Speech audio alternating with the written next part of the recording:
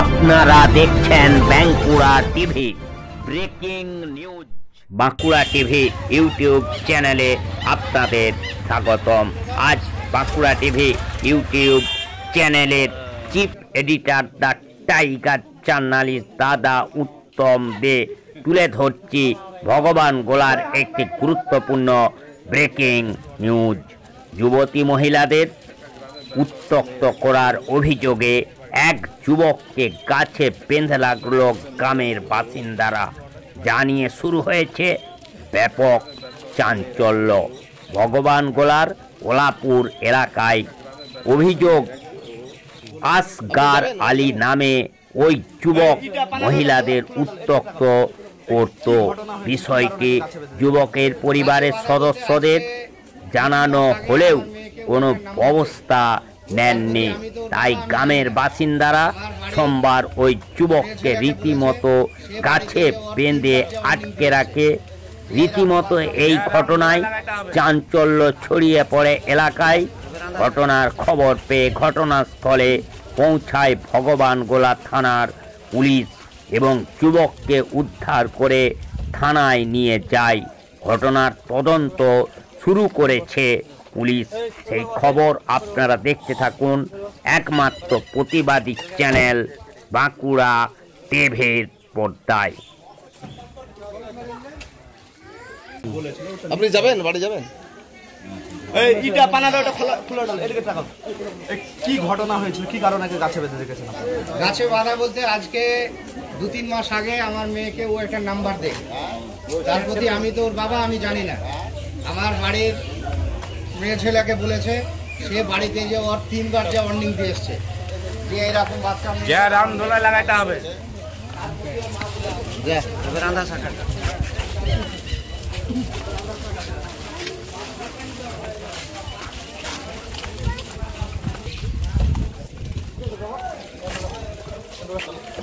একজন বস, এই পেপার বস, এই পেপার বস,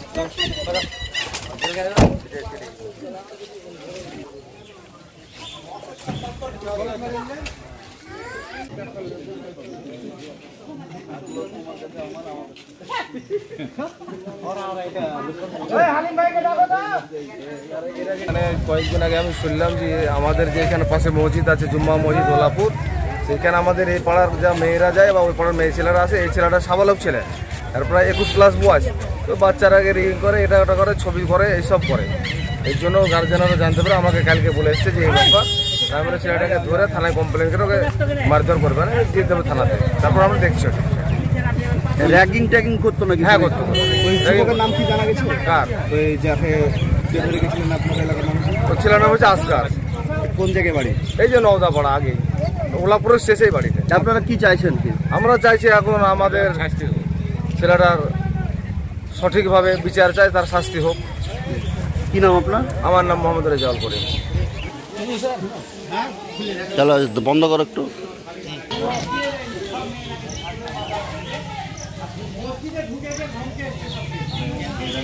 ওই বাড়িতে একটা মেয়ে মারা গেছে,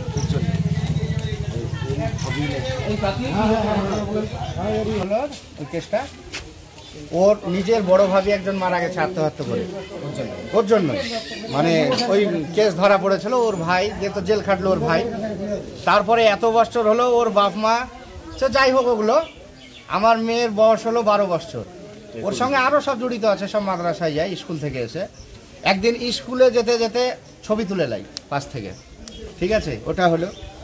তো যাই হোক, আমরা ভাবলাম যে মেয়ে ছেলে কোনো কিছু বলবো না। যাই হোক, আমি আমার মেয়েকে বলি যে চুপচাপ বাড়ি চলে আসবে, কে কি বলছে দেখার নাই আমার। ও আবার এবার আমি আমার মেয়েকে বেরোতে দিই না বাড়ি থেকে, শুধু মাদ্রাসায় যাই। মাদ্রাসায় গিয়ে ও আপনার 2 থাপ্পড় দিয়েছে। ইমাম সাহেব ছিল না, মানে আজান দায়িত্ব আসে, হ্যাঁ, ও 2 থাপ্পড় এমন মারা মেরেছে, মেম্বারও খোঁজ পেয়েছে। আমি ওর কাছেও কালকে বলে এসেছিলাম, 2 থাপ্পড় দিয়ে ফেলে দিয়েছে। আবার সব বাচ্চাগুলোকে বলেছে, তোরা কাউকে কিছু বলবি না, না তো তোরাকে মারবো রাস্তায় ধরে। আর আমার মেয়েকে বলেছে, তোকে যদি তুই কাউকে বলিস আর আমাকে ভালো না বাসিস, তাহলে তোকে আমি কোনো সময় উঠিয়ে নিয়ে যা মুখে অ্যাসিড দিয়ে দেবো, নাহলে মেরে ফেলে দেবো। এত বড় কেস। এবার যদি গোটা বাচ্চাদের কথা শুনেন তো আমি ডেকে নিচ্ছি সবাই। এদের বাড়ি ওই তো স্যার, এর আগে কেস আছে, সালেক জান স্যার জানে। কি নাম নাম বলুন? ওর নাম হচ্ছে আসগার, ওর ওর ওর বাপের নাম হচ্ছে জয়দুল শেখ। হ্যাঁ, ছোটন বিরিয়ানি বালার বাড়ির সামনে। ওনার ফ্যামিলি বেরাতে পারে না, আমাকে কালকে ছোটনও বলেছে যে এত নোংরা।